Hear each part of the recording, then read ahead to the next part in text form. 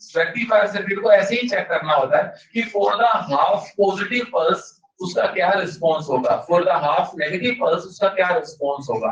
Response के दौरान हम ये देखेंगे कि जो लोड रेजिस्टेंस है उसमें करंट का डायरेक्शन कैसा होगा, ठीक है, होगा भी या नहीं होगा। तो हाफ वेव रेक्टिफायर में तो क्या था, हमने देखा कि पॉजिटिव पल्स जब आती थी तब तो डायोड फॉरवर्ड बायस है, कल पढ़ा था, डायग्राम भी है उसका, तब तो लोड में करंट फ्लो हो रहा है, लेकिन जब नेगेटिव पल्स आती है तो डायोड रिवर्स बायस हो जाता है और आपको करंट ही नहीं मिलता। यानी कब करंट मिलता है, जब पॉजिटिव पल्स आती है। तो आउटपुट में हमें कौन सी पल्स मिलती है। रेक्टिफायर पढ़ना शुरू कर लिया था, रेक्टिफायर में मैंने हाफ वेव रेक्टिफायर कर लिया था,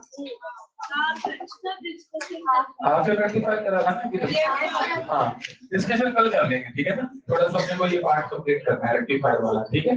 चलिए, तो रेक्टिफायर में ये हमने हाफ पढ़ा है अभी तक, ठीक है। फुल वेव रेक्टिफायर के दो टाइप होते हैं, ठीक है। हाफ रेक्टिफायर का क्या है वैसे याद करो, पढ़ा लेना घर जाकर। एसी को पल्सेटिंग डीसी में कन्वर्ट करना है। एसी का मतलब क्या है, जिसमें डायरेक्शन बदलती रहती है, करंट की डायरेक्शन बदलती रहती है, लेकिन हम डीसी में, अगर हमारा डीसी को कन्वर्ट हो रहा है तो हम क्या ऑब्जर्व कर रहे हैं उसका, कि जो लोड है, जो लोड रेजिस्टेंस है उसमें करंट का डायरेक्शन क्या रहना चाहिए, सेम रहना चाहिए। इसका मतलब हम ये मान लेंगे कि वो डीसी में कन्वर्जन हो चुका है, ठीक है। तो यहाँ पर दो सर्किट हो रहे हैं, मैं दोनों को बना रहा हूँ साथ के साथ, ठीक है। फुल वेव रेक्टिफायर के दो टाइप है, दोनों को बिल्कुल इक्वली पार्ट करके एक बार में मैं कर रहा हूँ, ठीक है। तो छोटा सा प्रोसेसिंग हमको समझना है। एक बात और बता दूं, नीट पॉइंट ऑफ व्यू से हमें इनके रिजल्ट्स पता होने चाहिए कि what is the full half wave rectified wave and what is the full wave rectified wave, है ना। तो उनकी प्रोसेसिंग पे इतना इंपॉर्टेंस नहीं, पर सवाल आ सकता है, इस तरह का सवाल आ सकता है, वो भी अपने को ईएलपी में दिया हुआ है, तो उसके लिए हमें प्रोसेसिंग को समझना जरूरी है।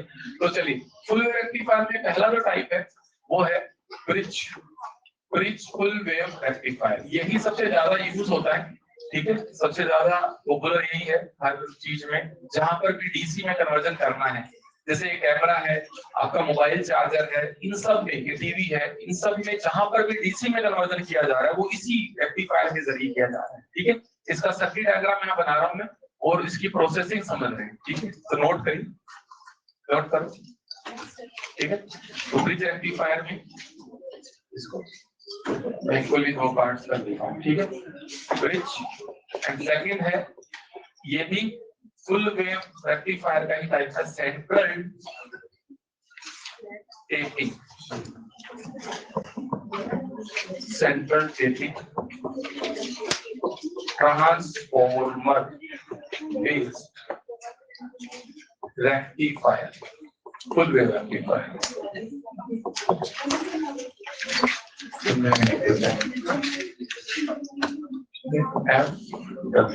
चलो पहले मैं इसको लिखता हूं ताकि आप लिख पाए, ठीक है।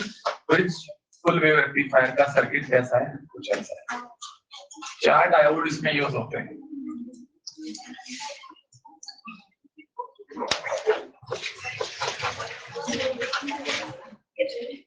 ये है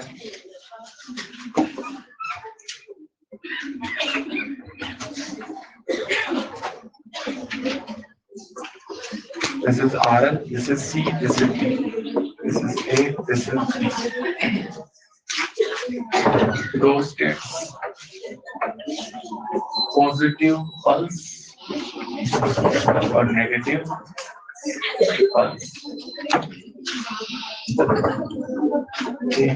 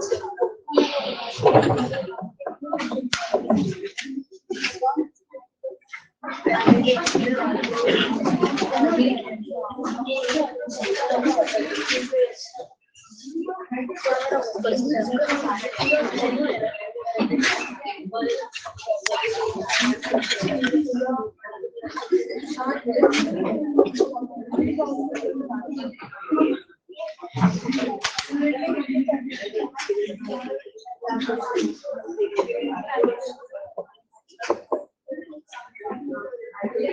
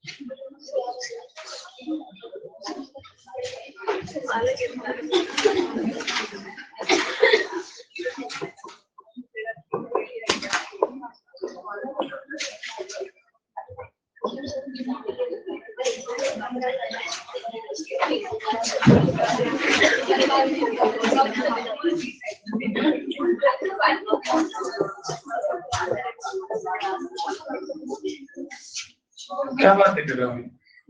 लिखो ना, बीच में अपनी घर बार की सारी आस पड़ोस सब बातें कर लेते हो ना, मतलब पढ़ते पढ़ते है ना, लिख लो इसको, है ना, अच्छे से समझते हुए लिखो, है ना। चलो पढ़ा।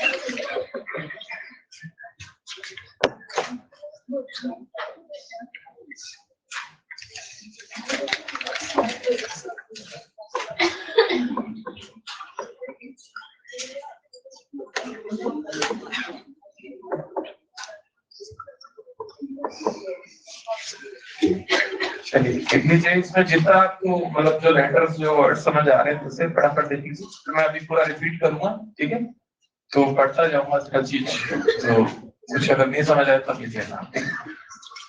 तो क्या होता है ना कि जैसे मैं एक एक करके बताऊं, उसमें टाइम होता है, जबकि इतना इसकी वो है नहीं कि भी इतना टाइम इसको दिया जाए, ठीक है।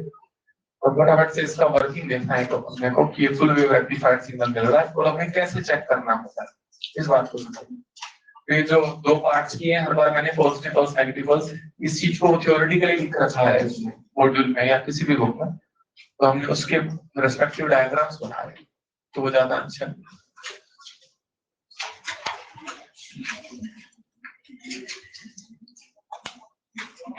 सबसे ज्यादा पॉपुलर, सबसे ज्यादा काम का यही है ब्रिज रेक्टिफायर मेनली जो है, वैसे तो यूज तो यही आता है, लेकिन पढ़ते दोनों ही, क्वेश्चन ज्यादा हाफ रेक्टिफायर क्या, ठीक है।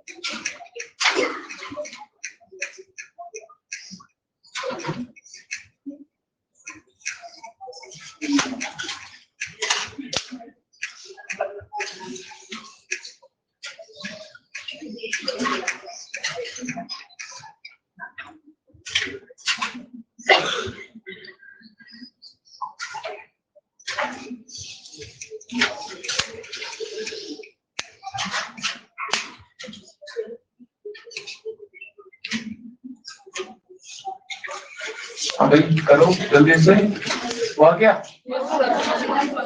करो जल्दी से करो।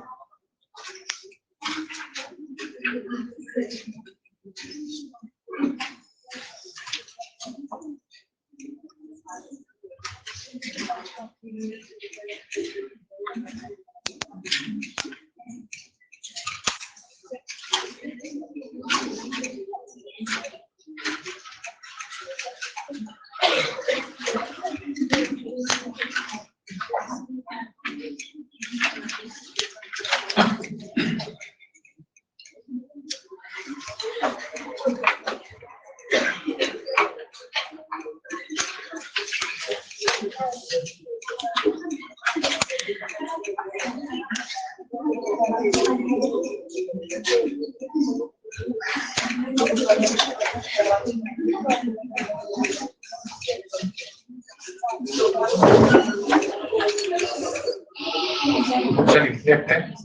सो रेक्टिफायर की वर्किंग हम एक्सप्लेन कैसे करते हैं, रेक्टिफायर को समझ कैसे रहे हैं। हमें ये पता होना चाहिए कि जो एसी सिग्नल है उसके दो साइकिल्स में हमको इसको चेक करना है। दो साइकिल सॉरी दो पल्सेस के लिए इसको चेक करना है। एक पूरे साइकिल के दौरान एक एसी सिग्नल आ रहा है जिसमें इस एसी सोर्स से, वो पूरा का पूरा जो एसी सिग्नल है वो उसमें दो पल्सेस है, एक पॉजिटिव है और एक नेगेटिव है। ठीक है, तो हमें हर रेक्टिफायर सर्किट को ऐसे ही चेक करना होता है कि for the half positive pulse उसका क्या रिस्पॉन्स होगा, for the half negative pulse उसका क्या रिस्पॉन्स होगा।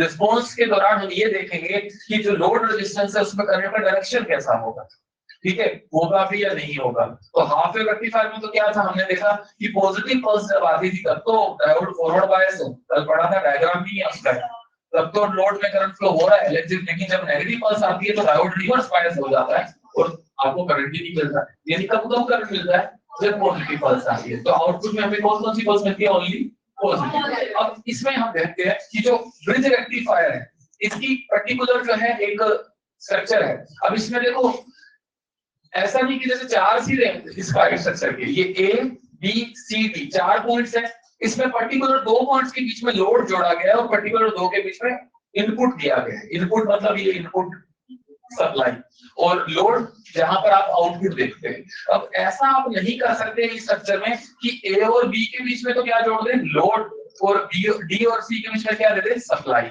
या इनपुट। ऐसा नहीं कर सकते। तो अब इस चीज को हमें ध्यान रखना होगा और उसको मैं ऐसे रटवा देता हूँ, ऐसे याद करवा देता हूँ कि इसमें ये जो डायोड्स के पी, ये डायोड का पी है, डायोड का पी है। एक पॉइंट ऐसा है जहां पर डायोड्स के पी पॉइंट आ रहे हैं और एक पॉइंट ऐसा है जहां पर डायोड्स के एन पॉइंट आ रहे हैं। तो हमेशा लोड को कहां जोड़ा जा रहा है, पीपी और एन के बीच, और बाकी बचे दो पॉइंट्स के बीच क्या जोड़ी जा रही है, सप्लाई। ये वाला पॉइंट पीपी नहीं है, इसका एन है, इसका पी है। ये वाला भी पीपी है, पी एन नहीं है, इसका एन आ रहा है, पी आ रहा है। तो मतलब दो पॉइंट्स ऐसे हैं जिसमें एक पर पीपी आ रहा है, एक पर एन आ रहा है। हमें लोड कहां जोड़ना है, हमेशा पीपी और एन के बीच। ठीक है, खैर ऐसा एक सवाल दिया गया इसलिए बताया। अब वर्किंग देखते हैं। वर्किंग में क्या है, फॉर द पॉजिटिव पल्स। तो पॉजिटिव पल्स का मतलब क्या समझाया था मैंने, ये एसी सोर्स है, एसी सोर्स में पॉजिटिव पल्स जब आएगी तो आधे टाइम के लिए t/2, यहाँ t/2 यानी आधे टाइम के लिए जब पॉजिटिव पल्स आ रही तो एस मेरा जो होगा वो क्या होगा, और उसी टाइम बी क्या होगा, लो। अब आप मुझे बताना इसमें वर्किंग, जो आपका डायोड है उस डायोड में कौन सा फॉरवर्ड है, कौन सा रिवर्स है। अच्छा यहाँ पर नंबर भी लिखे, ये वाला डायोड D1, ये D2, ये D3 और ये D4, नंबर लिख लो। ठीक है, तो मुझे बताइए जरा, यहाँ ए हाई है हाई पोटेंशियल है तो D2 क्या होगा, सबको दिखना चाहिए, हाई D2 के P पर जुड़ा होगा, ये फॉरवर्ड होगा, हाई D1 के N पर जुड़ा हुआ है, इसका मतलब D2 फॉरवर्ड हुआ, D1 रिवर्स हुआ, ठीक है। ऐसे ही लो पोटेंशियल P पर है, तो लो पोटेंशियल P पर है तो लो D4 के P पर जा रहा है मतलब रिवर्स, और D3 के N पर जा रहा है फॉरवर्ड। तो कौन कौन से फॉरवर्ड हुए, D2 और D3 क्या हुए फॉरवर्ड, तो D1 D4 क्या हुए। तो फॉर द पॉजिटिव पल्स क्या होना, पॉजिटिव पल्स ये नहीं, पॉजिटिव पल्स आएगी उस टाइम A हाई है B लो है, जो मैंने फॉरवर्ड है दोनों की जगह मैंने क्या लगाया है, और जो रिवर्स उनकी जगह, यही तो करना है। अब चेक करें करंट किसे कहां से कहां जाएगा, A से एंट्री लेगा और B से एग्जिट होना है उसको, ये तो है, हाई से एंट्री लेना है और लो से एग्जिट होना है। तो देखो A से एंट्री ली तो A से कहां जाएगा, C, A से C जाएगा, A से C जाएगा, तो हाँ ये A से C गया, और उसके बाद कहां जाएगा, C to D जाएगा, नहीं जाएगा, C to D गया, फिर D से B जाएगा और B से आउट बाहर चला जाएगा, ठीक है। तो in this case your current is from C to D, सही है। और C से D है मतलब C सीधा आपका हाई होगा और D आपका लो होगा, ठीक है, इसका ध्यान रखना। तो आपको जो भी AB के बीच में जो आपने वोल्टेज लगाई वो एज इट इज CD के बीच में मिलेगी, क्योंकि AB के आगे फिर कौन कितने और किससे जुड़े दिख रहे हैं तुमको, तो AB के पास जो भी वोल्टेज है वो सारी किसको मिल रही है, इस RL को तो मिल रही है, ठीक है। उसमें C हाई है D लो है, क्योंकि करंट C से D लो हो रहा है तो C हाई होगा। अच्छा अब अगले नेगेटिव पल्स पे देखो, पॉजिटिव पल्स चली गई, पॉजिटिव पल्स बीत गई, उसके बाद जब नेगेटिव पल्स आई, नेगेटिव पल्स आई उस केस में क्या होता है, पीछे से तो पोलैरिटी रिवर्स होगी ना, पीछे से कहां से, A और B के बीच, A हाई था B लो था पहले, अब क्या होगा, उल्टा कर देता हूं मैं इसको, ठीक है। A तो क्या हो जाएगा, A तो हो जाएगा लो और B क्या हो जाएगा, यहाँ लिख रखा है मैंने A लो और B हाई। खुद बताओ मुझे, अगर A लो होगा तो D1 क्या होगा, बताओ A लो है तो लो D1 के एनिमल जुड़ा हुआ है, ये फॉरवर्ड होगा और ये क्या होगा, तो खुद ही चेक करना, मैं नहीं बता रहा, D1 और D4 फॉरवर्ड होंगे इस बार, जो पहले नहीं हो रहे थे, D1 D4 फॉरवर्ड होंगे और D2 D3 क्या होंगे, रिवर्स होंगे। तो बताओ जो फॉरवर्ड होंगे उनकी जगह मैंने प्लेन तार जोड़ रखा है, जो रिवर्स होंगी जगह ओपन, और इस बार कौन सा सिरा हाई है, नीचे वाला, यानी करंट पीछे से मतलब A B के बीच, पहले A से एंटर करा था B से बाहर जा रहा, अभी कहां से एंटर करेगा, B से एंटर करेगा A से, लेकिन हम RL के बीच देखें, RL के क्रॉस करंट देखिए, RL में यहाँ करंट A से एंटर करें तो बताओ B से किधर जाएगा, D, B से जाएगा C की ओर, फिर कहां जाएगा, C से D की तरफ जाएगा, फिर उसके बाद D से A की तरफ जाएगा और फिर आउट। RL में देखो ना, RL में करंट क्या है, RL में करंट क्या है, देखा किधर से किधर है, C से D है या नहीं, अरे पीछे से तो करंट A से पहले A से एंटर करा, B से निकलना है, अगले नेगेटिव साइकिल में B से एंटर कर रहा है, A से निकल रहा है, लेकिन रेजिस्टेंस में करंट हमेशा C से D, और हमें मतलब उसी से, हमें लोड से ही मतलब है कि लोड में हमें हमारे डिवाइस में करंट की डायरेक्शन क्या मिल रही है, क्या दोनों केसेस में करंट की डायरेक्शन C से D मिल रही है, और जब यहाँ C हाई है यहाँ D लो था, यहाँ भी C से D जा रहा है, यहाँ भी क्या हुआ, C हाई हुआ और D लो हुआ, तो CD के क्रॉस जो वोल्टेज का कर्व आप ड्रॉ करते हैं, तो CD के क्रॉस जो वोल्टेज आपने पहले पल्स ऊपर बनाई थी, अभी कहां बनाएंगे, नीचे, बोलो अभी कहां बनाएंगे, अभी भी ऊपर ही बनाएंगे ना, क्योंकि फर्क किस चीज का आ रहा है, कोई भी तो नहीं, C से D पहले फ्लो हो रहा था, अभी भी C से D ही फ्लो हो रहा है, C was at high potential, C अभी भी हाई पोटेंशियल, तो पोलैरिटी CD के क्रॉस चेंज हुई क्या, नहीं, करंट की डायरेक्शन चेंज हुई क्या, नहीं, सो ये आपको यहाँ पर भी पॉजिटिव पल्स मिलेगी, ठीक है। तो हम पल्स नेगेटिव बनाने का मतलब क्या होता है कि डायरेक्शन चेंज हुई है, लेकिन इस लोड में करंट डायरेक्शन चेंज नहीं हुई है, चाहे पीछे से पॉजिटिव आए चाहे नेगेटिव, यही आपको ऑब्जर्व करना था। ओके, इसके बाद आप देखिए सेकंड टाइप का सेंट्रल टेप, सेकंड टाइप का फुल वेव रेक्टिफायर, इसका नाम होता है सेंट्रल टेपिंग, सेंट्रल टेप या central tapping transformer based full wave rectifier. इसमें क्या फर्क है, ये भी फुल वेव रेक्टिफाइड रिस्पांस देगा, लेकिन इसमें फर्क ये है कि हमने यहाँ सर्किट चेंज किया और ट्रांसफार्मर चेंज किया। नॉर्मली जो ट्रांसफार्मर होता है उसमें क्या होता है, दो इनपुट और दो आउटपुट होते हैं। अच्छा, ट्रांसफार्मर बेसिकली होता है, ट्रांसफार्मर के दो कॉइल्स होती है इस तरह से, एक प्राइमरी कॉइल कही जाती है, एक सेकेंडरी, ठीक है। प्राइमरी कॉइल में आप इनपुट देते हो और सेकेंडरी में आपको आउटपुट मिलता है, ठीक है। और प्राइमरी में यहाँ एक तार के दो ही तो सिरे होंगे, यहाँ दो सिरे, यहाँ पर भी 2 सिरे हैं, लेकिन सेंट्रल टेप ट्रांसफार्मर में खास ये है कि ये जो कोइल है ना, कोइल किससे बनती है? एक नॉर्मल तार से। इस तार का एक सिरा ये है, दूसरा ये है, लेकिन बीच वाले एक पॉइंट से एक तार जॉइंट करके और निकाल दी।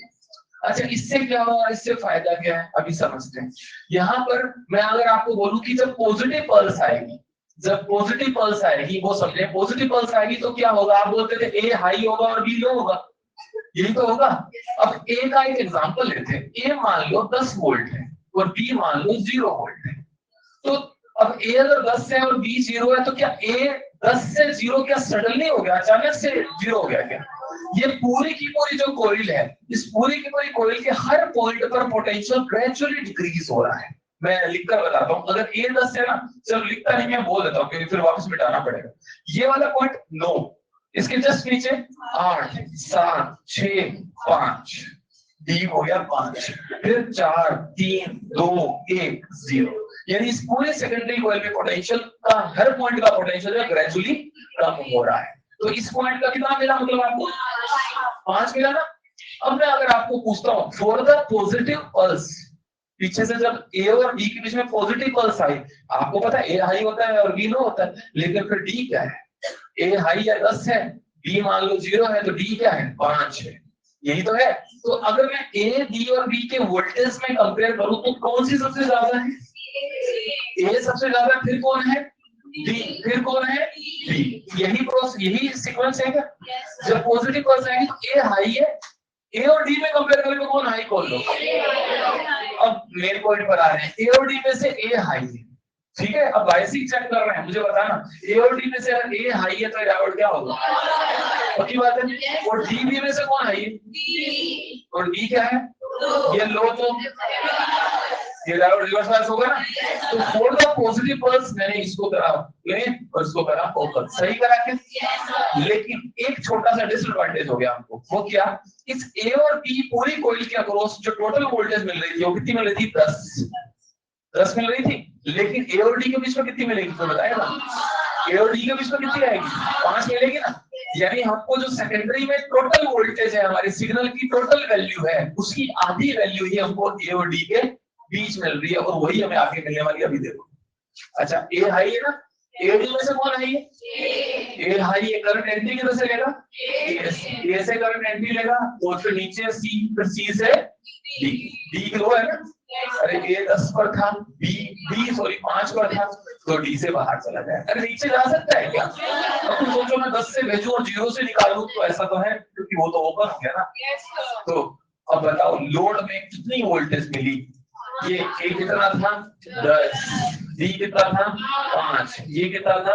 0। तो बता दो ए और डी के बीच कितनी वोल्टेज मिली? 5 पोटेंशियल डिफरेंस ही मिल रहा है कि नहीं मिल रहा है? 10 - 5 5 है ना। तो ये सी से डी करंट फ्लो हुआ, ऑब्जर्व करा। अगला ऑब्जर्व करें, अगला क्या होने वाला है बताओ? Negative pulse. अब तुम खुद बताओ नेगेटिव पल्स में क्या करूं? ए लो होगा और बी, अच्छा ए लो होगा तो ए को मैं कितना वोल्टेज बना दूं और बी को क्या बना दूं? 10 वोल्ट। और ये डी, ये तो बीच में है, ये तो 5 ही रहेगा। अब तुम बताओ ए डी में से लो ए है, ए लो है तो ये रिवर्स होगा, और डी बी में से बी हाई है, ये फॉरवर्ड हो जाएगा। हमेशा ऐसा ही तो होता है, पहले ये फॉरवर्ड था, ये रिवर्स था, इस बार ये फॉरवर्ड है। अच्छा ये फॉरवर्ड बताओ, ये सर्किट होगा, ये प्लेन वायर होगा। अच्छा डी कितने पोटेंशियल है?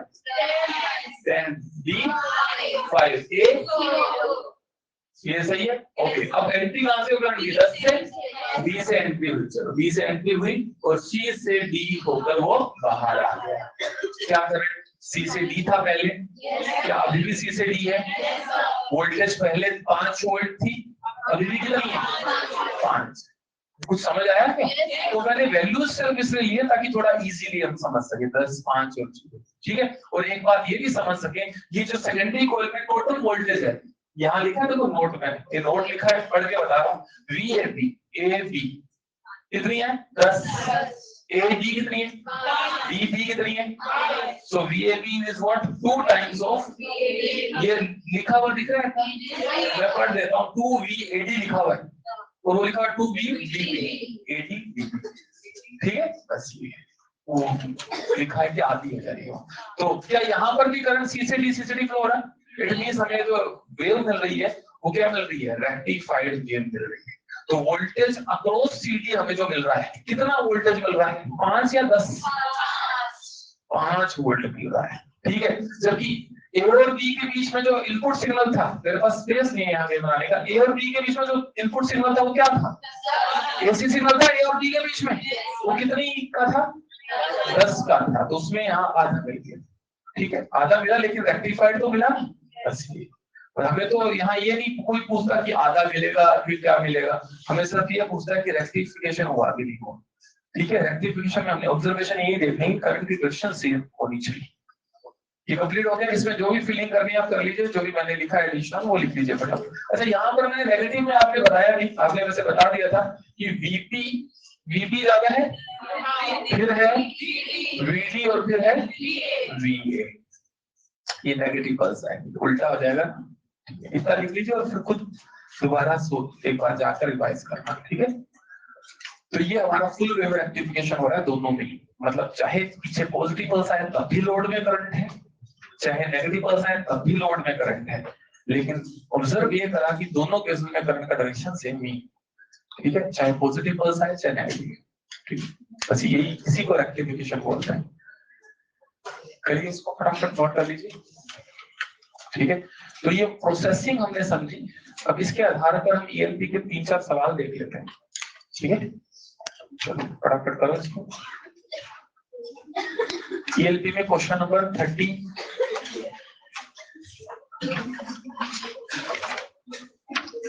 लास्ट वाला कौन सा? 39। सबसे पहले 39 क्वेश्चन देख के और उसका आंसर बताओ, सब बता सकते हैं, और मैंने अभी भी उसकी बात करी है, 39 क्वेश्चन की अभी भी बात करी है मैंने। 39 कौन से? आप इसका ये करना, अगर आप इन क्वेश्चंस को कॉपी में रखना चाहते हैं अपने नोट्स में, तो आप नोट्स में स्पेस छोड़ देना, या अभी कर लो साथ साथ, ठीक है, ठीक है। अभी एलपी में लिख लो, अगर किसी को नोट्स में लिखना है तो साथ ही साथ नोट्स में लिख लो, ठीक है। और कुछ भी नहीं करना चाहते तो कुछ नहीं, बस एलपी में सोल्व कर लो, ठीक है। नोट्स में अगर ऐड नहीं करना चाहते। 39 नंबर क्वेश्चन देखो, और 39 नंबर क्वेश्चन में देखो क्या आंसर आना चाहिए। देखो फटाफट से, कौन सा रेक्टिफायर है देखो पहले। 39 कौन से रेक्टिफायर का सर्किट है ये? ऑब्वियसली ये 4 डायोड वाला फुल वेव ब्रिज रेक्टिफायर ही तो होता है। हाँ, इसमें मैंने अभी एक बात बोली थी कि लोड कहाँ जोड़ना है और सप्लाई कहाँ देनी है, यानी इनपुट कहाँ देना है और आउटपुट कहाँ लेना है, इसने यही तो पूछा है। अब बताओ कहाँ जोड़ना, आउटपुट कहाँ लेना होता है, आउटपुट कहाँ लेना होता है? अरे भी बोला कि नहीं बोला है, आउटपुट लेना होता है जहाँ डायोड्स के पीपी सिरे आ रहे हैं, और जहां पर डायोड्स के एनएन सिरे आ रहे हैं उनके बीच कहाँ आ रहे हैं? पीपी। डायोड्स के पीपी कहाँ आ रहे हैं? ए आ रहे हैं, ए सिरा पीपी है, और डी क्या है? एनएन है क्या?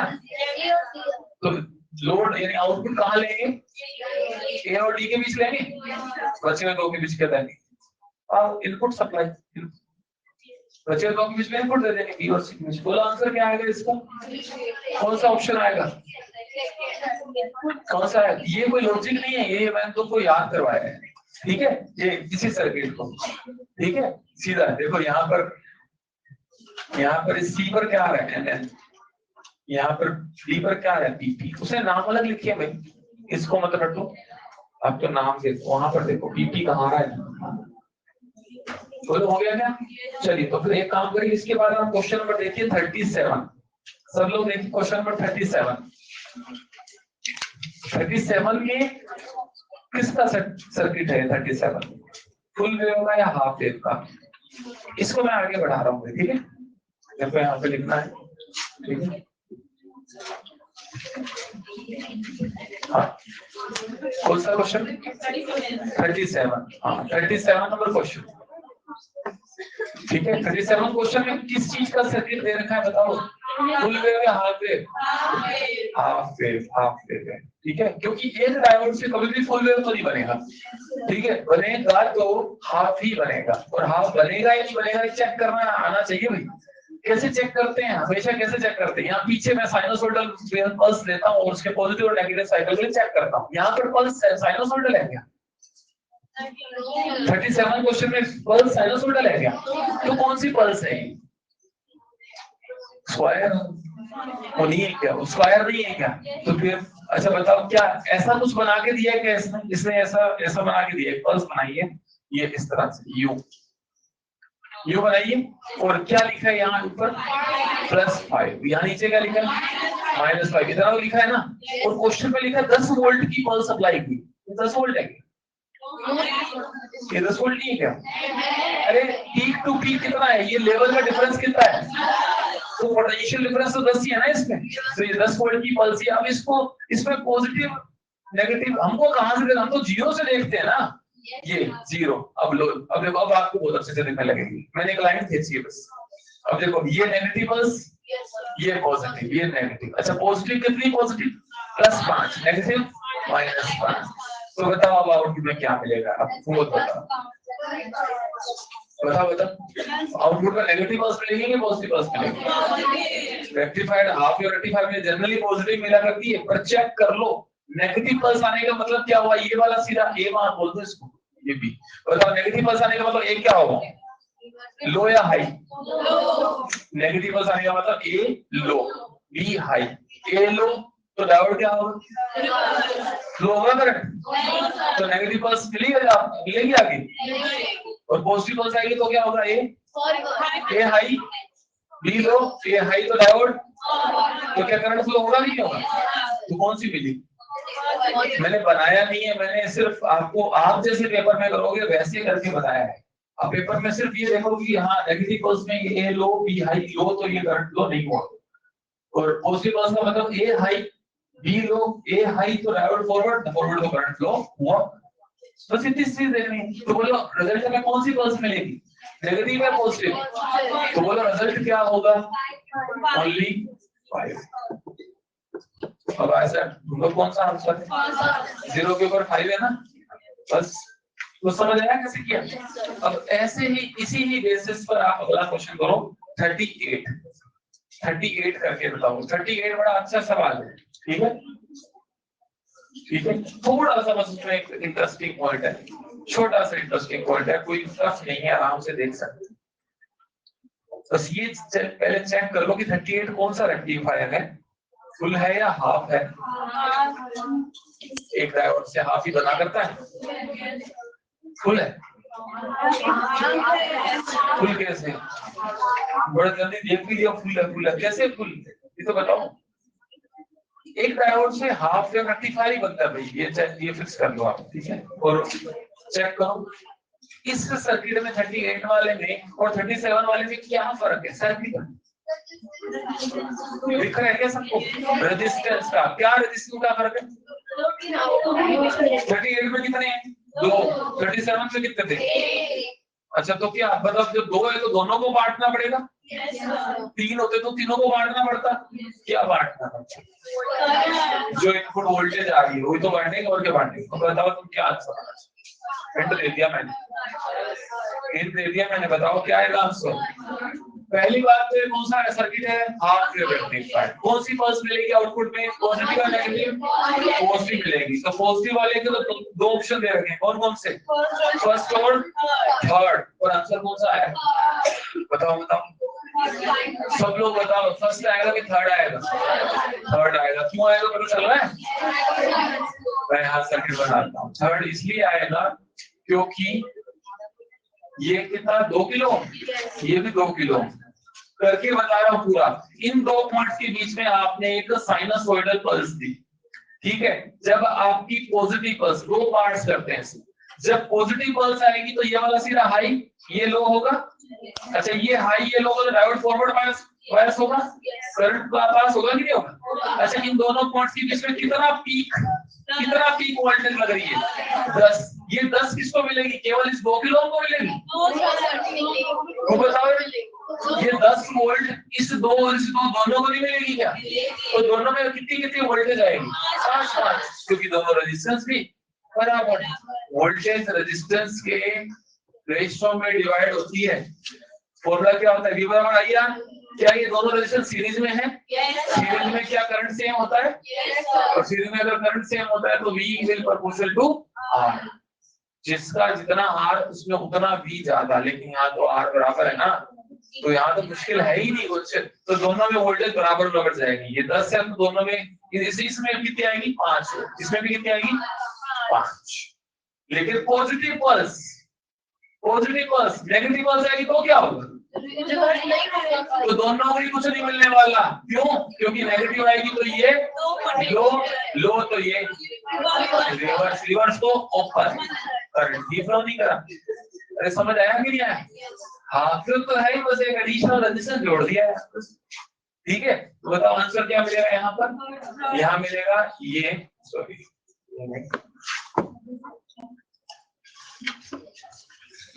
ये मिलेगा, है ना। और ये पी वैल्यू कितनी लिखूं मैं?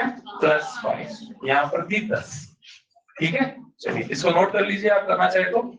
ये आपने ELP में लिख लीजिए, बाद में आप कॉपी में रिवाइज करते टाइम लिखते हैं अच्छे से। इसके बाद अब एक क्वेश्चन होता है, सबसे क्वेश्चन नंबर 37 क्वेश्चन का आंसर बताइए क्या होना चाहिए? 37 के ऊपर कौन सा है? 36 करो। क्वेश्चन नंबर 36 करके देखो क्या आ रहा है इसका आंसर। क्वेश्चन नंबर 36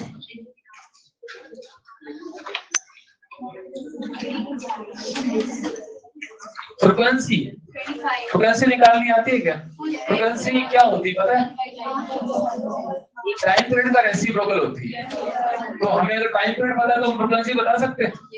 तो चलो एक बात डिस्कस करते हैं। कौन सा रेक्टिफायर है? फुल वेव है। तो फुल वेव रेक्टिफायर में आप मुझे बताओ टाइम पीरियड देखकर बता सकते हो? अगर एसी सिग्नल का टाइम पीरियड T है तो फुल वेव रेक्टिफायर में इसका सिग्नल का टाइम पीरियड क्या होगा? बताएगा कोई? इसका टाइम पीरियड क्या होता है पहले तो? साइकिल कहाँ पूरा होता है? जहां से रिपीटेशन शुरू होता है उससे पहले, मतलब एक टाइम पीरियड का पूरा होता है जिसके हर एक जहां से रिपीटेशन शुरू हो जाता है, ये वो टाइम है जिसके बाद रिपीटेशन शुरू हो गया, तो this is one time period, है ना। अच्छा, यहाँ पर रिपीटेशन कितने बाद हो रहा है? या कितने के बाद हो रहा है बताओ? या T/2 के बाद हो रहा है क्या रिपीटेशन? पता नहीं हो रहा तो हो रहा है कि नहीं हो रहा? तो बताओ इसका टाइम पीरियड T है, दूसरा टाइम पीरियड कितना हो गया? T/2। इसकी फ्रीक्वेंसी अगर f है तो इसकी फ्रीक्वेंसी कितनी हो गई? f/2 नहीं होगी? फ्रीक्वेंसी इज 1/T, ये तो पता है क्या? चलो ये इसी आधार पर अगर टाइम पीरियड आधा हो रहा है तो फ्रीक्वेंसी क्या हो रही है? बताओ क्वेश्चन का आंसर क्या है? 50 हर्ट्ज अगर अपनी मीन्स है, मीन्स मतलब इनपुट, तो फुल वेव रेक्टिफायर सिग्नल की फ्रीक्वेंसी क्या होगी? 100। बोलो है ना। तो ये कुछ कॉन्सेप्ट्स ही हैं जो हमको यहाँ दिख रहे हैं। ठीक है, चलिए इसको बनाना चाहिए। अच्छा, ये तो हो गया फुल वेव का। अगर हाफ वेव होता तो, अगर हाफ वेव रेक्टिफायर होता तो उस केस में फ्रीक्वेंसी क्या होती है ये भी तो बताओ। मतलब कितनी f बताओ। अच्छा, हाफ वेव रेक्टिफायर का टाइम पीरियड क्या हो जाएगा? T/2 नहीं होगा? सब लोग देखो पक्का करो, इसका टाइम पीरियड T है, इसका टाइम पीरियड भी क्या है? T, क्योंकि T के बाद ही रिपीटेशन हो रहा है कि नहीं हो रहा? तो इस केस की फ्रीक्वेंसी क्या आएगी? ये फंडामेंटल फ्रीक्वेंसी है जो सिग्नल की फ्रीक्वेंसी आप जो कहा करते हैं वही। ठीक है, दोनों को आप ध्यान रखेंगे, नोट करेंगे ये चीज, है ना, कि फुल वेव रेक्टिफायर सिग्नल की फ्रीक्वेंसी दोगुनी हो जाती है लेकिन हाफ वेव की उतनी की उतनी रहती है, सिग्नल की फ्रीक्वेंसी या करंट वोल्टेज जो भी है उसके हिसाब से। कर लिया? चलिए इसके बाद मैं आपको एक डेटास बता रहा हूँ। आप लोगों ने कभी सुना है कि एवरेज वैल्यू और एक RMS वैल्यू?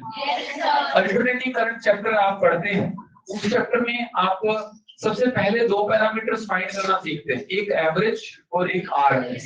अब आपने अगर नहीं पढ़ा है तो फिर मैं आपको थोड़ा सा फॉर्मूला बता सकता हूँ उसका। ठीक है, सबसे पहले जैसे नॉर्मल सा एग्जांपल लेते हैं कि मान लो अगर आप यहाँ कोटा से अगर मान लो दिल्ली जा रहे हैं, बाई कार जा रहे हैं, तो उसमें कोई आपसे सवाल करता है कि कितनी स्पीड से आप पहुंचे वहां पे, तो आप कुछ आंसर भी कर देते हैं कि 70 की स्पीड या 80 की स्पीड, ऐसा कर देते हैं ना? कर देते हैं नहीं कर देते? तो आप मुझे बताइए क्या तो 70 या 80 पूरे रास्ते में आप 80 की स्पीड से गए? वो एवरेज है, चाहे भी तो भी होगी ना, बीच में रुके भी तो होंगे, स्पीड कम ज्यादा भी तो हुई होगी। तो जब वेरिएशंस आते हैं जब किसी क्वांटिटी में टाइम के साथ, तो उस केस में हम उसमें एवरेज डेटा डिलीवर करते हैं सामने वाले को। तो यहाँ पर वही चीज है, हमारा एसी सिग्नल जो है जिसमें वेरिएशंस आ रहे हैं, इसकी हम एवरेज वैल्यू फाइंड करते हैं। ठीक है, एक एवरेज वैल्यू होती है, जैसे यहाँ पर हमारा एसी सिग्नल है ये वाला। ठीक है, अब एसी सिग्नल में एवरेज वैल्यू का फॉर्मूला क्या होता है, मैं फॉर्मूला लिख दे रहा हूँ, फिर वैल्यूज डायरेक्ट लिखूंगा। मान लो वोल्टेज है तो एवरेज वोल्टेज का फॉर्मूला होता है इंटीग्रेशन V dt और नीचे t।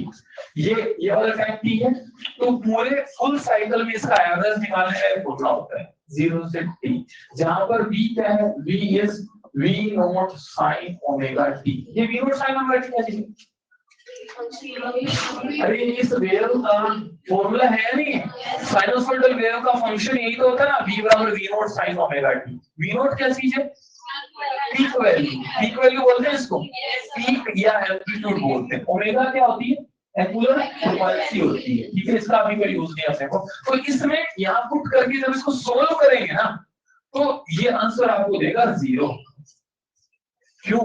तो थोड़ा सा वैसे सुनिए, ये जो इंटीग्रेशन v dt पार्ट है, v dt v t curve का, ये v t कर्व का ये जो integration, this is basically area under VT curve.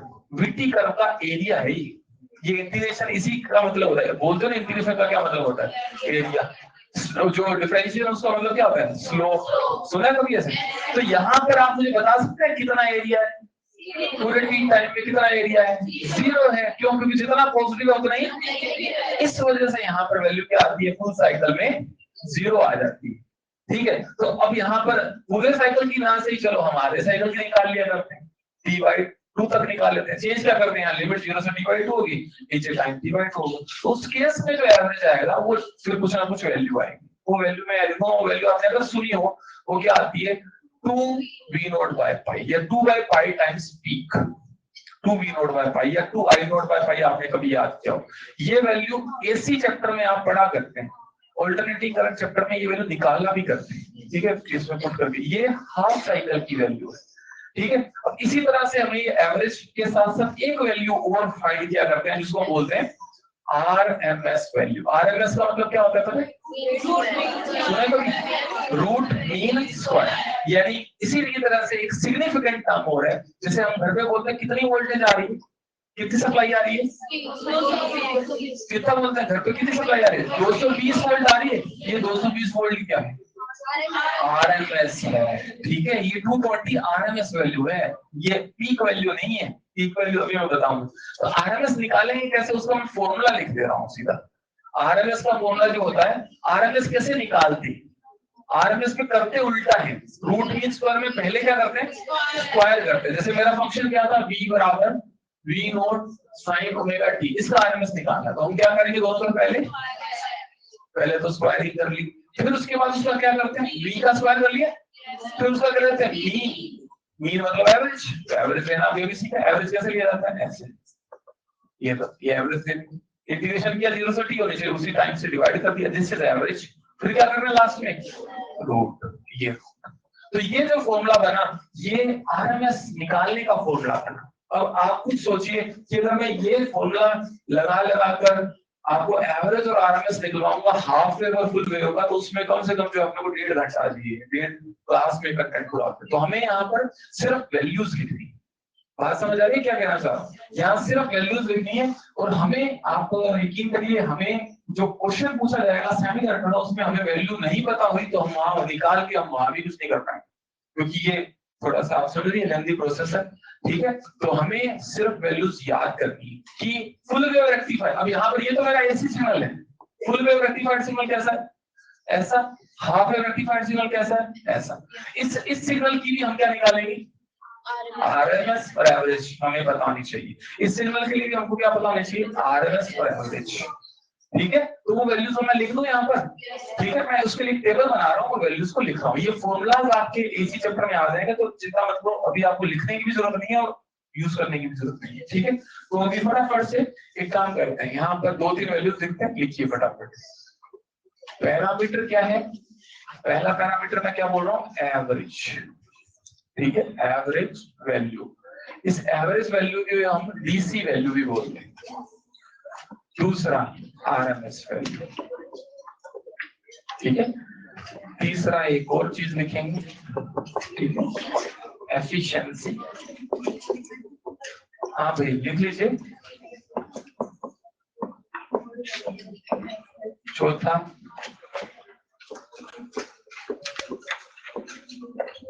Pulse frequency,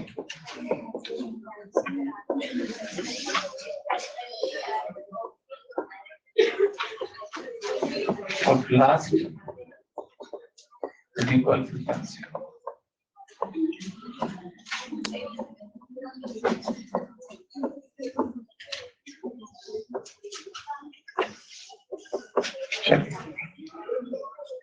This is AC. This is HWR. This is full wave amplifier. AC signal कैसा होता है? ऐसा।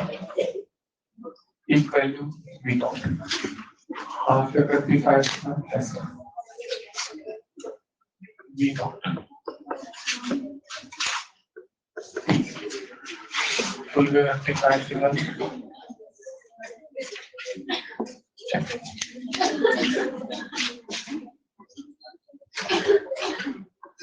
चलिए ये कुछ 5 पैरामीटर हमको समझ के याद रखने हैं, ठीक है। तो पहले 2 पैरामीटर्स तो मैं आपको बताता हूँ सीधा सीधा। आप किसी को याद है? अभी तो मैंने बता ही दिया, जो आपका एसी सिग्नल है इसका एवरेज वैल्यू 0 होता है। और 0 किसमें? दोनों चीजें मेंशन करेंगे। किसमें? फुल साइकिल में। फुल साइकिल पता है ये कहाँ हो रहा है? और अगर हाफ साइकिल में निकालेंगे तो कितना होता है? 2V0/5। This is for half cycle, ठीक है। दोनों वैल्यूज में लिख रहा हूँ, जो भी आपको सवाल में मिल जाए तो आप टिक कर पाएंगे, ठीक है। 2V0/5, ठीक है। इसको निकाल के बता सकता हूँ, पर उसको निकालने की कोई लॉजिक या कोई तुक नहीं है, अपन अभी फालतू टाइम वेस्ट ही करेंगे, ठीक है। सो 2V0/5 आप याद रखिए।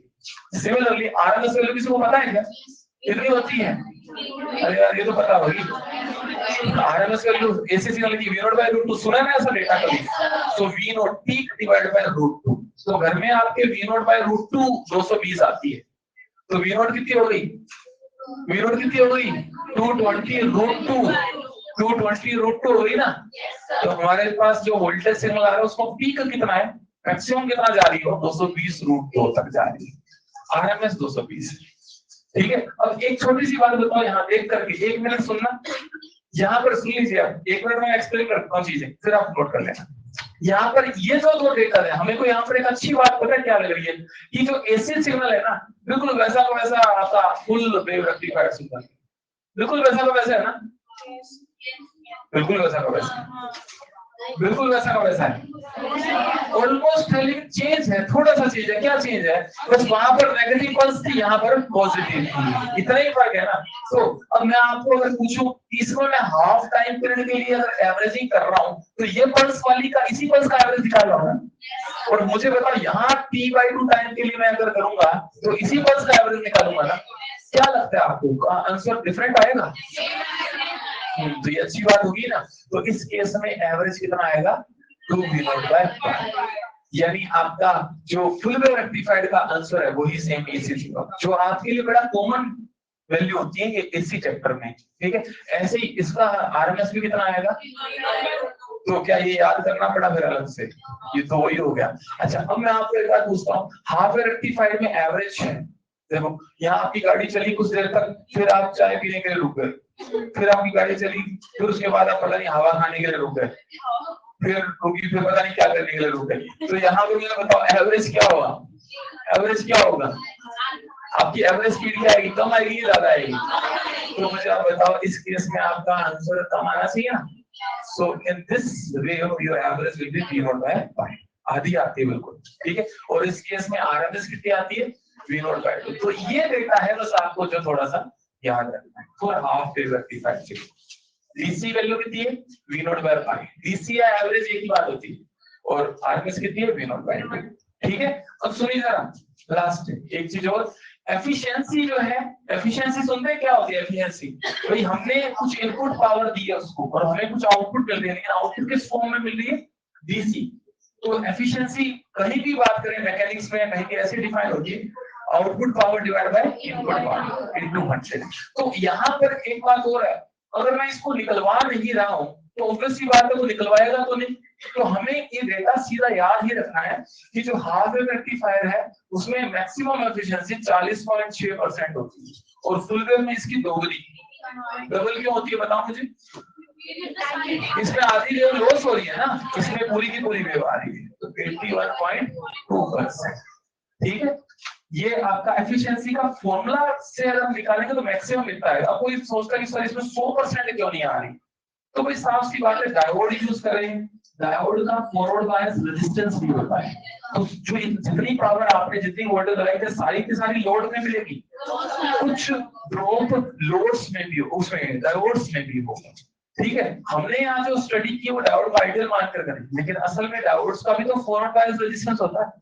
ठीक है, तो इस वजह से एफिशिएंसी मैक्सिमम इतनी मिल पाएगी। फिर उसके बाद एक दो टर्म्स और सुन लो सब लोग, बस 2 मिनट की बात है। Pulse frequency and ripple frequency, ये दो टर्म्स और होती है। ये जो मेरा सिग्नल है एसी सिग्नल, इसमें पल्स फ्रीक्वेंसी हम किसको कहते हैं, पूरे 1 सेकंड में आने वाली टोटल पल्सेस। अच्छा, पल्स और साइकिल में क्या फर्क है, ये जो ऊपर पॉजिटिव पार्ट है ये पल्स है, नेगेटिव पार्ट ये भी पल्स है, तो एक साइकिल में कितनी पल्स है, 2। इसमें जरूरी नहीं है समझो। तो यहाँ पर पल्स फ्रीक्वेंसी का क्या मैंने डेफिनेशन लिखा है जरा पढ़ो। पल्स फ्रीक्वेंसी क्या है, टोटल पल्सेस का काउंट इन 1 सेकंड। ठीक है, तो इसमें मुझे बताएंगे क्या 1 सेकंड, तो मुझे पता नहीं कहां पर होगा, मैं तो मान लेता हूं इसकी टी टाइम पीरियड में बात कर लेता हूं, एक साइकिल में बात कर लेता हूं। एक साइकिल में टी टाइम में बताओ इसमें कितनी टोटल पल्सेस आ रही है, 2 टोटल पल्सेस आ रही है। ठीक है, इसमें कितनी आ रही है टी टाइम में, एक ही आ रही है ना। तो अगर मैं इसकी फ्रीक्वेंसी एफ लिखूं, एफ पी यानी पल्स फ्रीक्वेंसी अगर एफ पी लिखूं तो इसकी पल्स फ्रीक्वेंसी क्या होगी, बता दो आप क्या होगी, इसकी पल्स फ्रीक्वेंसी होगी एफ पी बाय 2 होगी। और इसमें टी टाइम में कितनी पल्सेस आ रही है, इसमें भी 2 आ रही है, इसकी क्या होगी 2 एफ पी, इसकी भी एफ पी होगी, क्योंकि 2 पल्सेस आने के केस में हमने एफ पी बोला था, आधी होगी तो एफ पी बाय 2, इसमें भी 2 ही है। अच्छा, और ऐसे सुनो रिपल फ्रीक्वेंसी किसको बोलते हैं, रिपल, इसको रिपल जो है ये बोलता है पॉजिटिव पल्सेस को, जो आपका आउटपुट आया उसमें जो पॉजिटिव पल्सेस आ रही है इनको रिपल्स बोलता है वो। तो ripples is what, positive pulses per second. अब फिर से बताओ इसमें टी टाइम में कितनी पॉजिटिव पल्सेस आ रही है, एक आ रही है, इसमें टी टाइम में कितनी आ रही है, एक आ रही है, और इसमें टी टाइम में कितनी आ रही है, साफ नजर आ रहा है। तो अगर इसकी रिपल फ्रीक्वेंसी एफ आर है तो इसकी कितनी होगी, और इसकी कितनी होगी 2FR। समझ आया, तो थोड़ा सा समझा और समझ के आधार पर हमने इसको लिख दिया कि what is ripple frequency, total positive pulses का count, what is pulse frequency, total pulses का काउंट। ठीक है, बाकी डेटा ये वाला डेटा मैं समझता हूँ जो बस याद करना है। ठीक है, या एफिशिएंसी नो डाउट याद रखनी है। ठीक, और एक बात का ट्रस्ट रखिए, अगर आपको क्वेश्चन मिलता है नीट में इस पे, तो इन डेटास की वैल्यू को सीधा पूछेगा, या मतलब सीधा माने इन वैल्यूज से ही रिलेटेड क्वेश्चन पूछेगा। ठीक है, आपको कोई निकालना नहीं पड़ेगा वहां पे कि ये कैसे आया सर ये बताओ, ये थोड़ा ना पूछेगा, ये वैल्यू का यूज पूछेगा। ठीक है, तो इसलिए मैंने सीधा लिखा। ठीक है, चलिए इसको अब आप नोट कर सकते हैं। ठीक है, करिए, इसको नोट कर लीजिए फटाफट। और इसमें जो पहला सवाल है वो आप कर सकते हो, ऊपर ऊपर एमपी का फर्स्ट क्वेश्चन, इसको नोट कर लीजिए। उसके बाद देखिए हो रहा है कि 36 कौन सा 35 देखिए, ये यहाँ पर V0/5 फुल साइकिल के लिए, हाँ यहाँ लिख सकते हो भाई, ये V0/5 फुल साइकिल के लिए। यहाँ हाफ साइकिल नहीं निकालेंगे, क्यों, क्योंकि यहाँ नेगेटिव में नहीं जा रही ना पल्स, फुल साइकिल का एवरेज निकाला जाता है। हाफ का तो एक कॉम्प्रोमाइज है कि फुल का 0 आ रहा है तो हाफ का निकाल लेते हैं, चलो ठीक है, फुल साइकिल का। तो इनको याद रखना है। इस पे देखो अभी क्वेश्चन करते हैं, आप डायरेक्ट कर पाएंगे उन क्वेश्चंस, दिक्कत नहीं आएगी।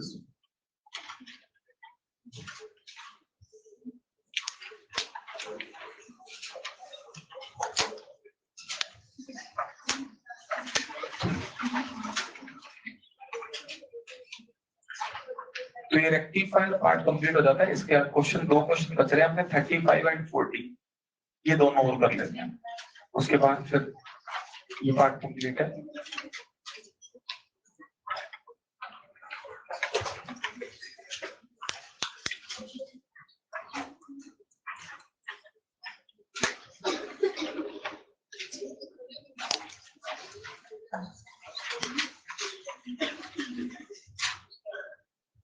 अब घर जाकर नोट्स को पढ़ते हो क्या कभी? एक बार रोज पढ़ते हो सारे? सबको पढ़ना होता है, पता है ना, रोज नोट्स को, है ना। और थोड़ा बहुत हो सके तो क्वेश्चंस होमवर्क भी करना होता है रोज, मॉड्यूल का और पीएलपीएस का, ठीक है।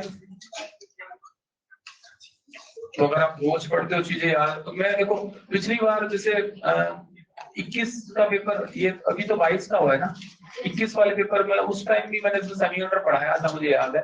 तो सेमिनार पढ़ाया तो मैं बार बार ऐसे क्लास में बोल रहा था, 21 की बात कर रहा हूँ, उसमें मैं बोलता रहता था इलेक्ट्रॉन की मोबिलिटी मोल से ज्यादा होती है। आपकी क्लास में बोला होगा, कितनी बार बोला होगा, है ना, पूछा होगा आपसे, आपने बताया। तो इसी बात में सवाल आ गया।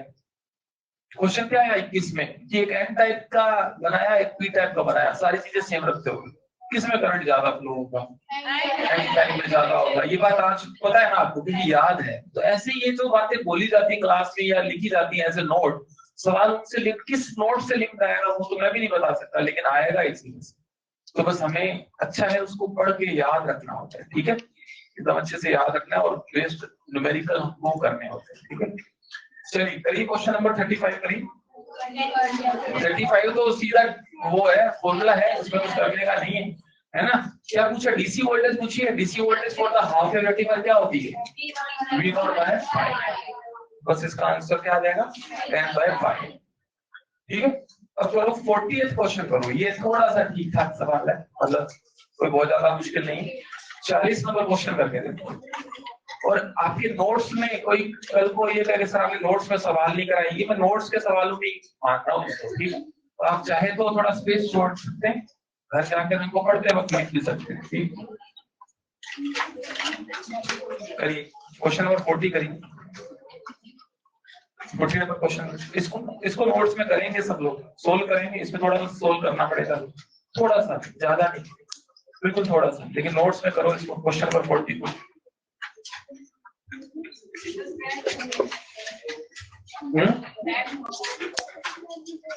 करिए। क्वेश्चन नंबर 40 करिए। ये आसान सवाल है, लेकिन आपको पता चल जाएगा कि इसमें हाई स्टेबल का क्या यूज है।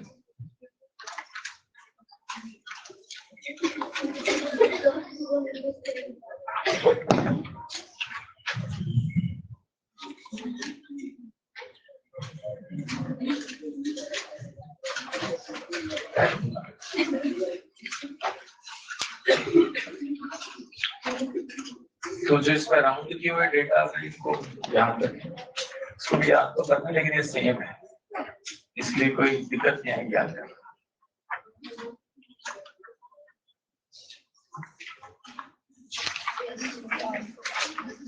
हाँ आया क्या आंसर? क्वेश्चन नंबर 40 का आंसर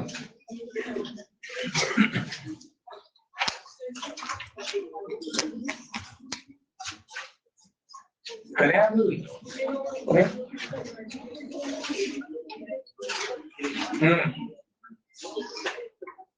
40 क्या कौन सा रेक्टिफायर है? Half wave rectifier. और यहाँ पर इसने वोल्टेज दे रखी है ना, V बराबर 220 sin omega t। Peak voltage क्या पता है? ये तो पता ही होगा ना सब। V बराबर V not sin omega t होता है, जहाँ पे ये है आपका V वोल्टेज। पीक वोल्टेज पता है, इसी के टर्म्स में हमको फॉर्मूला पता होता है डीसी के और आरएमएस के। हमको पूछा क्या है? डीसी करंट पूछा है, तो डीसी करंट पूछा है, तो डीसी वोल्टेज क्या होगी? डीसी वोल्टेज को पता है ये कितनी होती है? डीसी वोल्टेज को half wave rectifier V not by pi होती भी नहीं होती, ये V नॉट बाय पाई। और डीसी करंट हो पूछा तो वो क्या होना चाहिए? तुम खुद बताओ क्या होना चाहिए? VDC बाय RL नहीं होना चाहिए क्या? वो डीसी करंट किसमें पास हो रहा है? लोड में पास हो रहा है, तो लोड की वैल्यू, लोड रेजिस्टेंस की वैल्यू आपको दी हुई है कितनी हुई है? तो बस फिर पुट कर दो V not by pi RL, put कर दो। V नॉट इज 220 पाई 22/7 ले लें और RL कितना दिया 2 किलो, यही तो दिया बस 22 क्यों लिया, कट गया ना इसलिए। बोलो कितना आया, बोलो आंसर 35 क्या नीचे किलो है ना, तो मिली हो गए। आप देख लो इस सवाल में थोड़ी बहुत मतलब इसने करवाई कैलकुलेशन। पर तुम मुझे एक बात तुम सब बताओ, तुमको अगर इस सवाल को करना है तो क्या तुमको इसमें BDC वैल्यू ये क्या इंटीग्रेशन है फॉर्मूला लगाकर निकालोगे क्या यहाँ पेपर में आपको पता होनी चाहिए कि नहीं होनी चाहिए कि हाफ वेव रेक्टिफायर का डीसी वैल्यू ये होता है, बोलो होनी चाहिए ना, डायरेक्ट पता होनी चाहिए ना, यही मैं बोल रहा हूँ टेबल में इसलिए तो डायरेक्ट लिखा है, तो हमें ये पता होनी चाहिए डायरेक्ट, ठीक है। नहीं लोड रेजिस्टेंस मतलब लोड नाम इसलिए दिया जाता है क्योंकि इसमें हम आउटपुट देखते हैं, इसलिए इसको लोड बोला जाता है। हाँ रेजिस्टेंस है नॉर्मल और कुछ खास नहीं।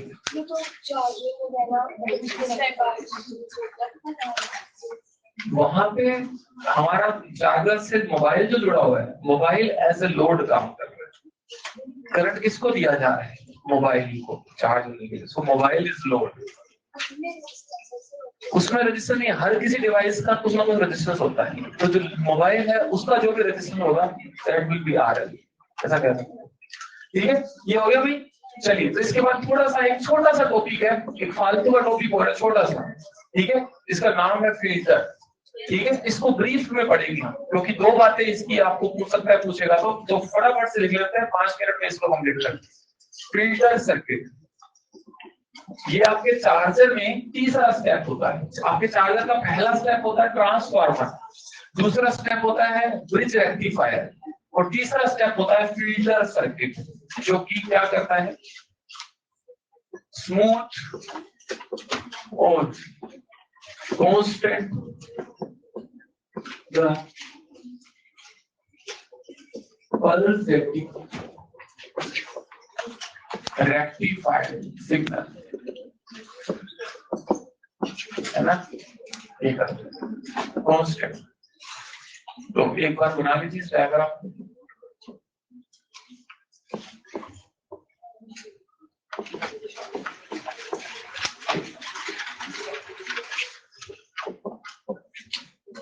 फुल वेव पेपर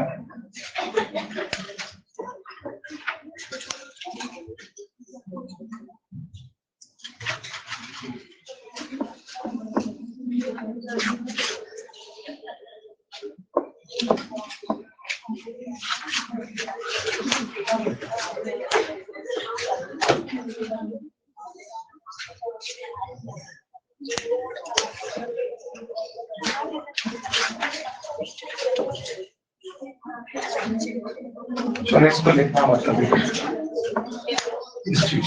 हाँ यहाँ मिलेगा आपके पास RL।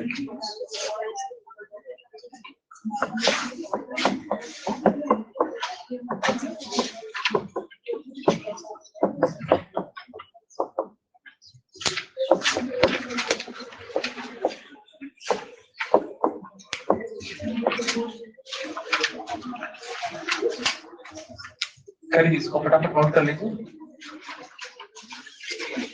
तो इन तीनों स्टेप्स को मिलाकर फिर अपना जो है चार्जर तैयार हो जाता है। तो चार्जर बना सकते हैं आप घर पे, बहुत इजी है चार्जर बना सकते हैं। हाँ चार्जर बना सकते हैं, मतलब बाजार से 2-3 चीजें लेकर आनी है, कुछ डायोड्स लानी है, एक ट्रांसफार्मर लाना है और एक कैपेसिटर लाना है, बस सबको अगर जोड़ करके हम एक चार्जर तैयार कर सकते हैं। तो क्या है चलिए, तो ये लास्ट स्टेप है फिल्टरिंग, ठीक है। इसको फिल्टरिंग का मतलब क्या होता है सब लोग समझिए, यहाँ पर आप लोग नोट कर सकते हैं इसको। अच्छा ऊपर क्या लिखा है यहाँ पर, स्मूथ और कांस्टेंट पल्सेस। अच्छा आपका आप समझिए, जो रेक्टिफिकेशन के बाद में जो रिस्पॉन्स मिला है वो क्या मिला है, ये वाला।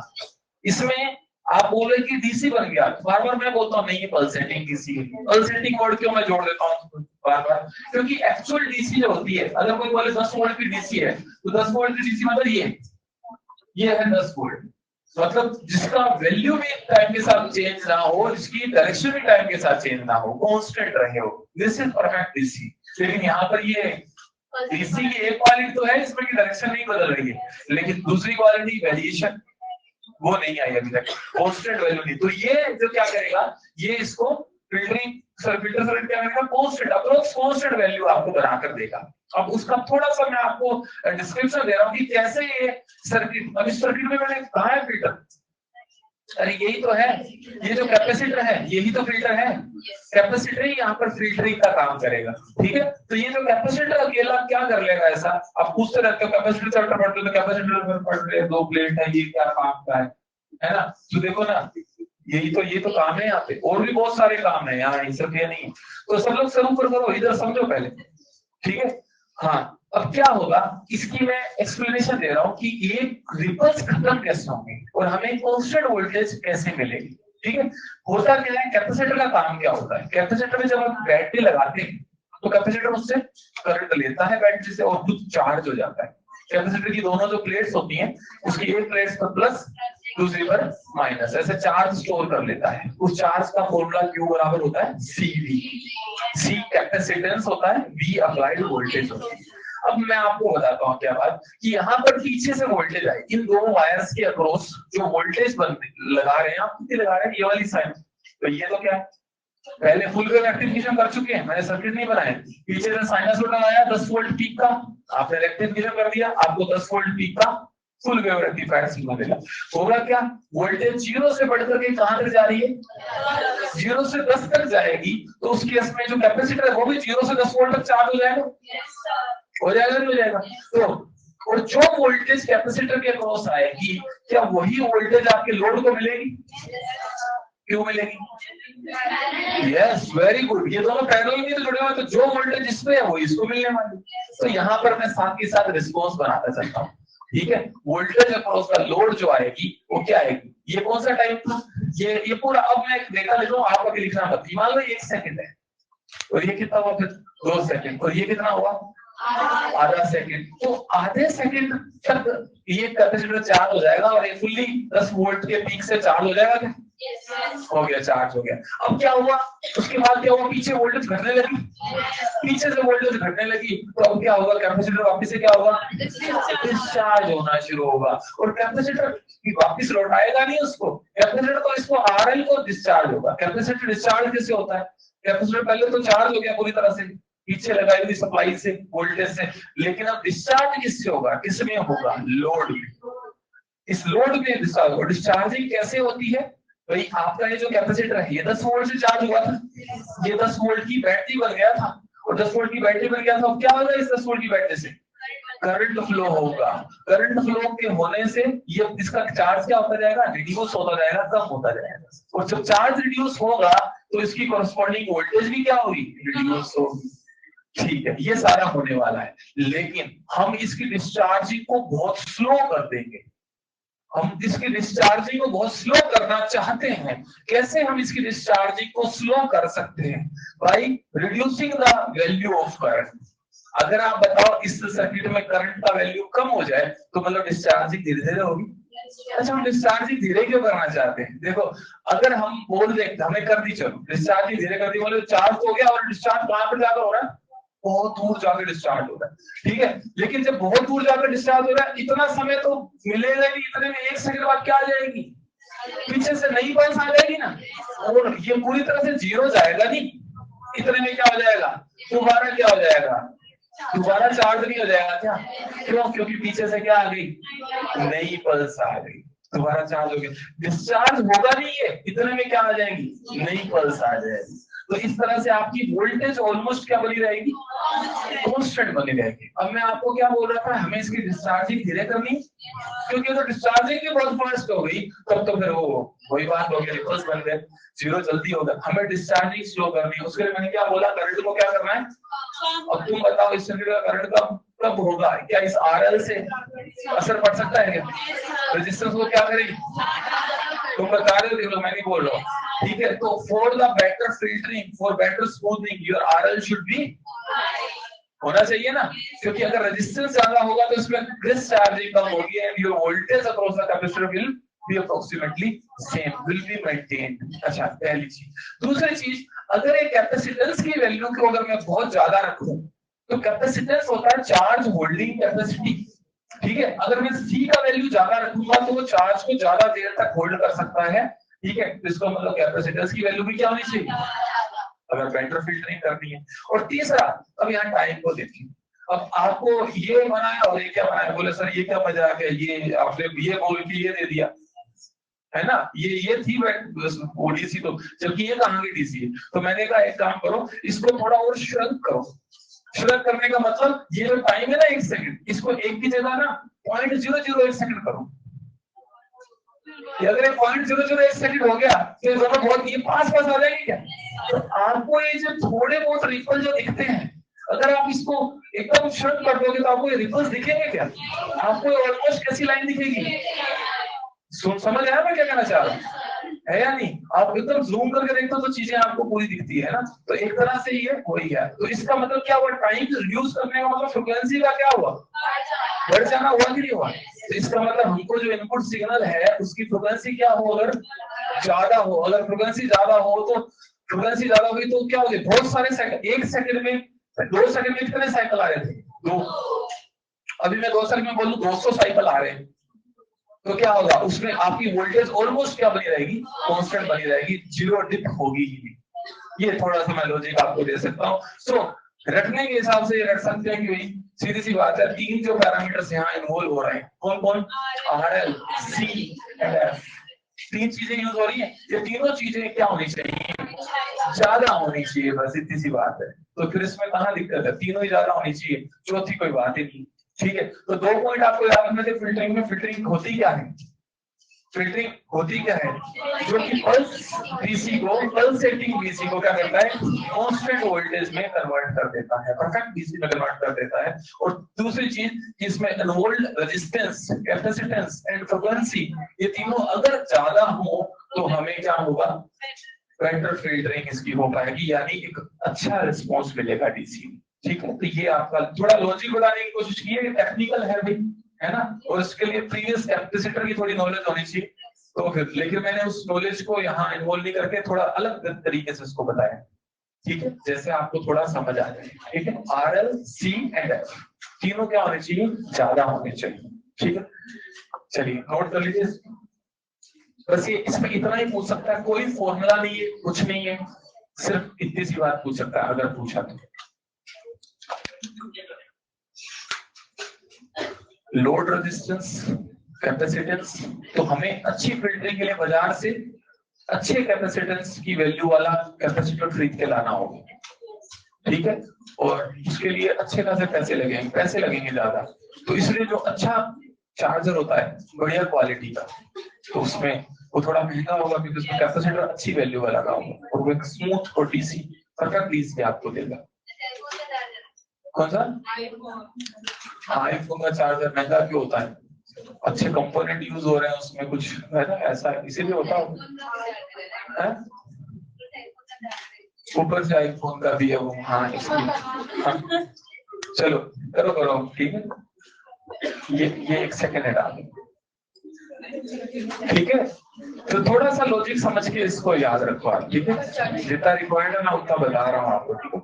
करिए इसको फटाफट, ये नहीं लिखना है, ये नहीं लिखना है, हाँ कर लिए। नेक्स्ट पेज पर चले, करो फटाफट से करो, छोटा सा एक पॉइंट आपको और पढ़ना है, ब्रेक डाउन, सुना ब्रेक डाउन, चलो अभी बात करते हैं, करिए इसको फटाफट से। वैसे एक तो बातें आप ध्यान रखिए, जो जितनी बातें हम लिख रहे हैं ना उससे बाहर नहीं जाएगा कुछ, ठीक है। ये जो बता रहा हूँ डायरेक्ट बता रहा हूँ, तो आप ये ध्यान रखिए कि इस बात को डायरेक्ट पता होना चाहिए आपको, लॉजिक से जाने की जरूरत नहीं है ज्यादा। कर लो आगे पेश, चलिए। सो नेक्स्ट टॉपिक है break down. Break down of diode in RP. V I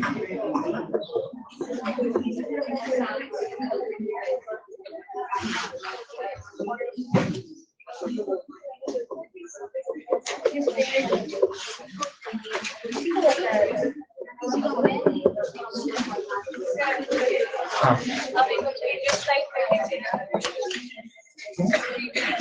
doubt फिर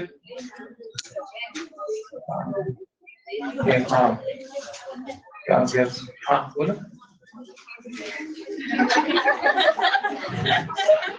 हाँ चलो इसको लिख लो वही फटाफट से। एक लाइन लिख रहा हूँ मैं खाली डेफिनेशन देख के और फिर आगे बात कर। Reverse biased high voltage at which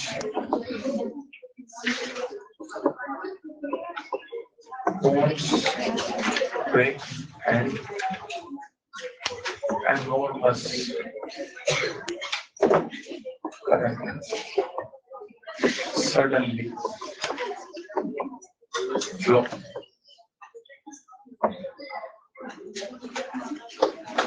दो टाइप का होता है सिग्नल अवलांच। चलिए कर लीजिए इसको फटाफट। एक ही बात लिख करके आगे मैं आपको नोट डाउन करवा रहा हूँ। सिग्नल एंड अवलांच दो तरह के रखता हूँ और फिर एक्सप्लेन करूंगा, ठीक है। हाँ अच्छा ब्रेकडाउन सुनिए। जो डायोड है आपका उसकी फॉरवर्ड और रिवर्स कैरेक्टरिस्टिक्स का हमने बनाए थे। फॉरवर्ड में बैरियर के बाद से करंट बढ़ता था और रिवर्स में करंट ऑलमोस्ट हमने इतना कर बनाया था। देखो इतना कर बनाया था क्योंकि इतने ही तक ही हम जो है इस डायोड को जनरली यूज किया करते। सुनिए सब लोग क्या है, जो डायोड है उसकी रिवर्स बायस में आपने बोला कि जब रिवर्स बायस में बात करते हैं तो वोल्टेज बढ़ाने पर करंट आपका ऑलमोस्ट जो है वो नेग्लिजिबल साइड फ्लो होता है। ऐसा बोला था क्या? आइडियल डायोड में हम क्या बोलते हैं, कितना करंट फ्लो होता है रिवर्स बायस में? कितना फ्लो होता है बताओ? जीरो, क्योंकि वो आइडियल स्टेट है, ठीक है। लेकिन प्रैक्टिकली हम जानते हैं कि थोड़ा बहुत करंट तो फ्लो होता ही है। और करंट को फ्लो कौन करवाते हैं? कौन से वाले charge carrier? Minority charge carrier flow कराते हैं। अब माइनॉरिटी का नंबर बहुत कम है, इस वजह से ही उनको माइनॉरिटी बोल रहे हैं, इसलिए उनकी करंट की वैल्यू भी कम है।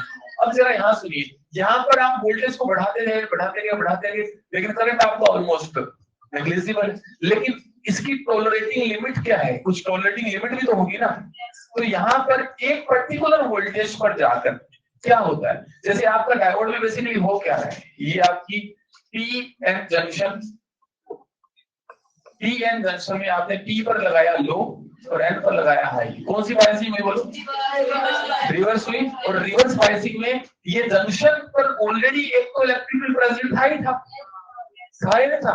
ये इलेक्ट्रिक फील्ड का कारण कौन है? इस डिप्लेशन लेयर में प्रेजेंट इमोबाइल आयंस है या नहीं है? एन साइड में इमोबाइल आयन कौन से हैं? पॉजिटिव। पी साइड में इमोबाइल आयन कौन से हैं? जिसकी वजह से प्लस से माइनस ये इलेक्ट्रिक फील्ड बन रहा है, ठीक है। सारी बात बता रहा हूँ। और ऊपर से आपने एक बैटरी लगा दी, बैटरी लगाने से हाई से लो इस तरफ भी एक इलेक्ट्रिक फील्ड बन गया। ये इलेक्ट्रिक फील्ड किसने बनाया? जो आपने बैटरी लगाई, जो पोटेंशियल डिफरेंस आपने लगाया उसकी वजह से बनाया लगा। अच्छा अब क्या होगा, टोटल इलेक्ट्रिक फील्ड यहाँ पर और स्ट्रॉन्ग हो गए, और स्ट्रॉन्ग हो गया। अब क्या होगा, ये सारा का सारा इलेक्ट्रिक फील्ड यहाँ पर जितने भी बॉन्डेड इलेक्ट्रॉन प्रेजेंट है, फोर्स तो सब पर लगाएगा, लग तो रहा है फोर्स, लेकिन वो बॉन्डेड है, वो फ्री नहीं हो पा रहे। लेकिन कब तक? अभी ये काम करता हूँ, इस पेन को पकड़ता हूँ मैं, ठीक है, खींचता हूँ और फोर्स बढ़ाता ही जाता हूँ, कभी ना कभी जाकर तो किसी ना किसी लिमिटिंग फोर्स पर तो टूटेगा ना।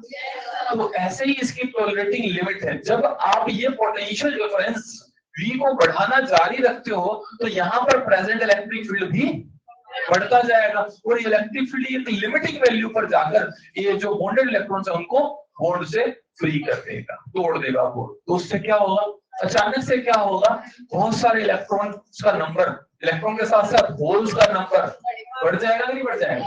और उस वक्त क्या होगा, enormous amount of current flow होगा सडनली। उस स्टेट को हम क्या बोलते हैं, ब्रेक डाउन हो जाना। इसलिए नाम भी तो ऐसा है, ब्रेक डाउन, ठीक है। सो यहाँ पर मैंने डेफिनेशन लिखी और थोड़ा सा एक्सप्लेनेशन लिखा है कि वीपी, अच्छा इस वोल्टेज पर जाकर मान लो 100 वोल्ट उसका ब्रेकडाउन वोल्टेज है, तो मतलब 100 वोल्ट पर जाकर क्या हुआ, उतना इलेक्ट्रिक फील्ड मिला जिससे बॉन्ड टूट जाएंगे। ये ई लिमिटिंग कब अचीव हो रहा है? 100 वोल्ट लगाने पर अचीव हो रहा है। तो 100 वोल्ट उसका ब्रेकडाउन वोल्टेज हो गया। So VP is what? Reverse biased high voltage at which bonds break and enormous current suddenly flow। ऐसे मैंने शॉर्ट में एक दो बातें लिखी, लिखना क्या क्या हो रहा है वो लिखनी है, ठीक है। अब ये ब्रेकडाउन दो तरीके का हो सकता है, दो तरीके से हैपन हो सकता है, ठीक है, दो तरीके से प्रोसीड हो सकता है। First one is called Zener breakdown and second one is called avalanche. इन दोनों में काम एक ही होना है, बॉन्ड टूटने हैं, चार्ज कैरियर्स फ्री होने हैं और खूब सारा करंट फ्लो होना है, काम एक ही होना है, लेकिन दोनों में कुछ फर्क है, थोड़ा थोड़ा फर्क है। एक ये कि जीटर ब्रेकडाउन के दौरान हमारा डायोड जो है वो सेफ रहता है, लेकिन एवलांच ब्रेकडाउन में हमारा डायोड परमानेंटली खराब जल जाता है। हम बोलते हैं टीवी जल गया तो जल गया, इसको बोलते हैं जलना, यहाँ वो जल जाएगा, हमारा डायोड खराब हो जाएगा, हम वापस यूज नहीं कर पाएंगे, ठीक है। तो चलो सुनते हैं इसमें और इसमें क्या फर्क होता है। जीटर ब्रेकडाउन किसमें होता है, हमारे पास दो डायोड है, मान लो मेरे पास में एक ये है और एक ये पिंक और ये ग्रीन होती है क्या, तो दो होता है, चलो ये दो डायोड्स है मेरे पास, ठीक है, ठीक है, एक पिंक और एक ग्रीन, ठीक है। इन दोनों में मैं अगर इसकी बात करूं, इसमें मैंने बहुत ज्यादा डोपिंग करी, हाई डोपिंग, और इसमें मैंने लो डोपिंग रखी, ठीक है। तो जिसमें मैंने हाई डोपिंग करी, मैं पॉइंट्स बोल रहा हूं फिर लॉजिक भी बताऊंगा। जिसमें मैंने हाई डोपिंग करी है उसमें डिप्लेशन लेयर की विड्थ क्या होगी, कम होगी, और जिसमें डिप्लेशन लेयर की विड्थ कम होती है उसमें ब्रेकडाउन कंपैरेटिवली कम वोल्टेज पर हो जाता है। मैं लॉजिक बताऊंगा अभी इसका, मतलब जीटर, और ये वाला जो ब्रेकडाउन होगा इस ब्रेकडाउन को कहते हैं जीटर ब्रेकडाउन।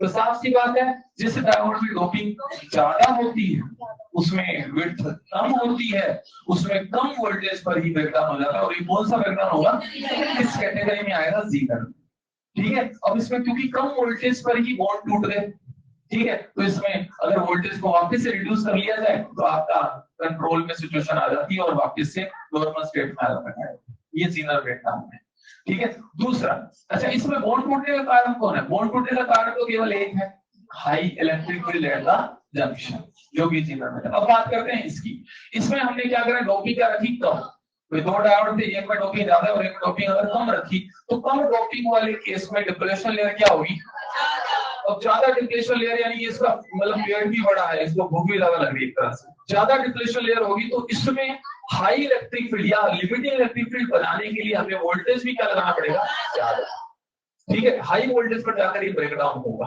अब दो बातें अभी तक आ चुकी हैं, कौन कौन सी, डोपिंग क्या है इसमें, डिप्लेशन लेयर की विड्थ क्या है इसमें, और विड्थ ज्यादा तो ब्रेकडाउन क्या होगा, ज्यादा वोल्टेज पर होगा। अगर ये 10 वोल्ट पर हो रहा था जीटर, तो ये कितने पर होगा, 100, और 100 वोल्ट पर ब्रेकडाउन हुआ, यानी 100 वोल्ट लगाने पर बॉन्ड टूटे, इलेक्ट्रॉन फ्री हुए, तो तुम मुझे बात बताओ, 100 वोल्ट लगाने से जो इलेक्ट्रॉन्स फ्री हुए वो इलेक्ट्रॉन्स को काइनेटिक एनर्जी मिलेगी 100 वोल्ट से, 100 वोल्ट से इलेक्ट्रॉन को, एक इलेक्ट्रॉन को कितनी एनर्जी मिलेगी, 100 इलेक्ट्रॉन से 100 से एक इलेक्ट्रॉन कितनी एनर्जी मिलेगी, 100 इलेक्ट्रॉन वोल्ट। अरे यार भूल जाते हो ना, नहीं मिलेगी क्या, मिलेगी नहीं मिलेगी, बताया ना, नहीं बताया, तो 100 वोल्ट से इन लोगों को मिल रही है 100 इलेक्ट्रॉन वोल्ट, और इसको कितनी मिल रही है जीटर को, जीटर में 10 ही मिली, अब ज्यादा कौन सी है, तो अब एक इलेक्ट्रॉन जो कि 100 इलेक्ट्रॉन वोल्ट की करंट से भाग रहा है, फ्री तो हो चुका है, लेकिन वो भागता भागता आगे किसी दूसरे बॉन्ड से टकराएगा, उसको नहीं पता, दूसरे बॉन्ड से टकरा गया, टकरा के उस बॉन्ड को भी उसने तोड़ दिया, तो एक इलेक्ट्रॉन से कितने फ्री हो गए, और दो, फिर आगे जाके दो बॉन्ड टक्कर मारेंगे तो 4, तो 4 से 8, तो इस तरीके से एक चैनल रिएक्शन स्टार्ट होगी। बट ये हुई क्यों, क्योंकि ब्रेकडाउन हाई वोल्टेज पर हुआ था, हाई वोल्टेज से उन लोगों को काइनेटिक एनर्जी ज्यादा मिली थी, इस वजह से, बात समझ आई। तो यहाँ पर जो नंबर ऑफ चार्ज कैरियर्स बढ़ रहे हैं उनके दो कारण है, इसमें एवलांच में दो कारण है, पहला कारण है हाई इलेक्ट्रिक फील्ड और दूसरा कारण है channel reaction due two successive collisions. और इसमें क्या होगा, अभी आपके कंट्रोल में है क्या, ये आपके कंट्रोल से बाहर हो गया, क्योंकि आपके कंट्रोल में तो बैटरी का वोल्टेज है, वो तो आपने एक बार लगा दिया, 100 लगाती चलना शुरू हो गया, खेल सक्सेसिव बढ़ना शुरू हो गया, उससे enormous amount of current flow होगा और वन कंट्रोल होगा, हीट भी तो बनेगी, करंट फ्लो होगा तो हीट भी फ्लो होगी, हीट भी बनेगी, मतलब हीट बनेगी तो डायोड परमानेंटली जल जाएगा, डैमेज हो जाएगा। तो बताइए दोनों पॉइंट्स की जरूरत, 4 पॉइंट दोनों के दिमाग में फिट करने, 4 में से पहला पॉइंट है डोपिंग का, बताओ कम डोपिंग पर कौन सा वाला होता है,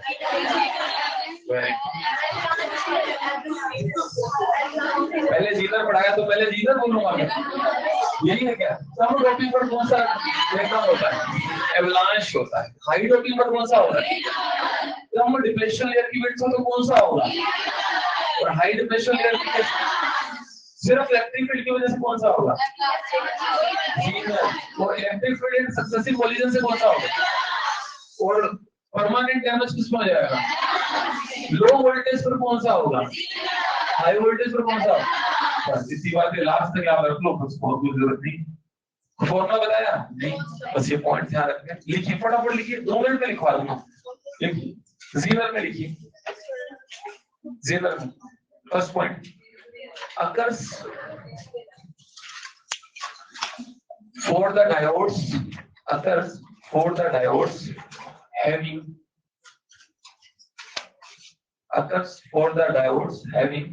high doping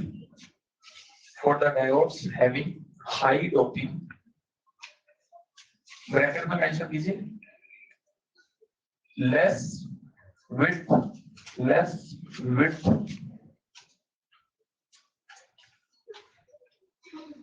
ठीक है जी। लास्ट में लिखिए for the diodes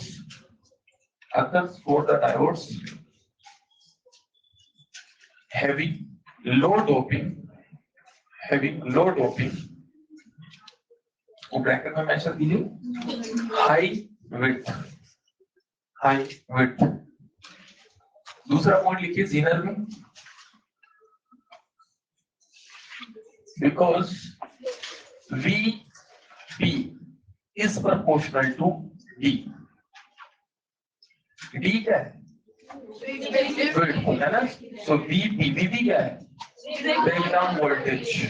VP is proportional to D, so VP is proportional to D, so occurs at comparatively low voltage,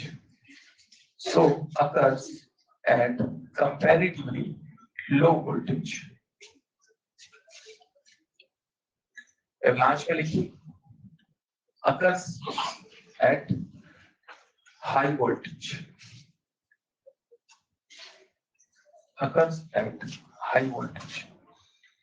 तीसरा पॉइंट जीनर में लिखिए due to high electric field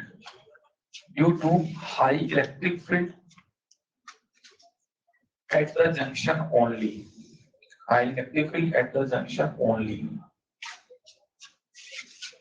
and diode remains safe,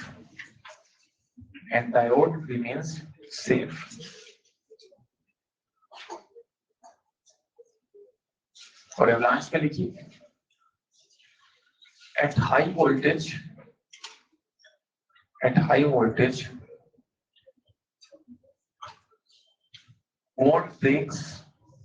bond breaks and electron gains high kinetic energy, and by successive collision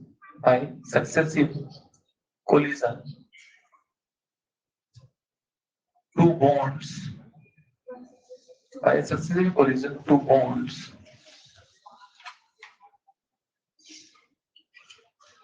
new electrons becomes free and suddenly large current flow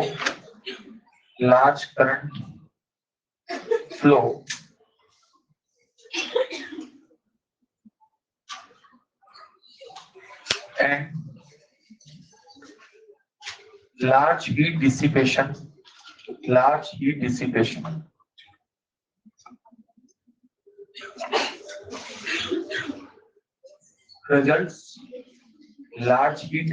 results permanent damage of diode,